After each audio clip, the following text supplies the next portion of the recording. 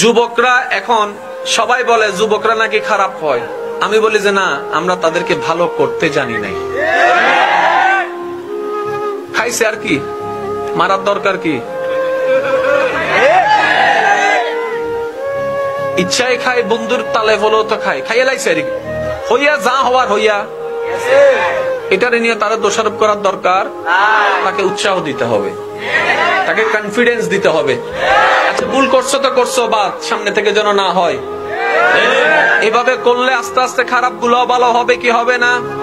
কিন্তু আপনি আমি কিতা করি, ওই যে 10 বছর আগে যে খারাপটা করছে, ওই 10 বছর পরে তুই এমন কামটা কেমনে করছো, কথা কয় ঠিক কিনা?